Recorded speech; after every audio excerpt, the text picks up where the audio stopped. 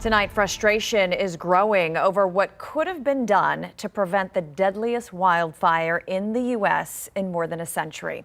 The death toll in Hawaii is rising, and officials say it's possible more than 1,000 people are still unaccounted for. Just 40% of the impacted area has been searched. And tonight, the head of the state's emergency management agency has resigned after facing backlash for not activating the sirens during the fire.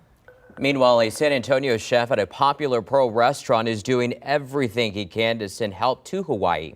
His family lives there and are okay, but they are left with little. So tonight, he's doing what he loves for the people he loves.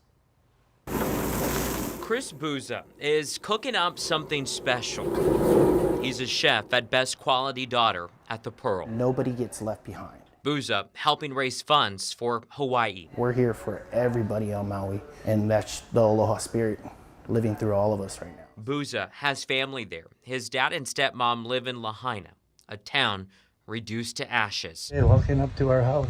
This is cell phone video from his dad. He's looking at his property for the first time after the wildfires. And that's our house back there. You can see his neighborhood is gone. It's all gone. My better half of my childhood was all in that home, and everything gone, just blink of an eye. Buza, so far away, knew he needed to do something. I'm here for him, I'm here for it, and whatever I can do to support him. The restaurant rallying behind Buza. He's raising funds for his family to rebuild.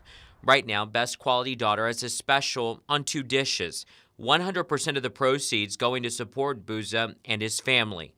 The chef says he has a lot of ohana in San Antonio who also need help. We're all one big family, so whether it's my GoFundMe or anybody, we're here for all of it. Ohana means everybody, so whether it's my dad or anybody on Maui, nobody gets left behind. No one left behind. San Antonio businesses and organizations are stepping up. We have a page dedicated with all the information, including the information from this story, right now at kins5.com.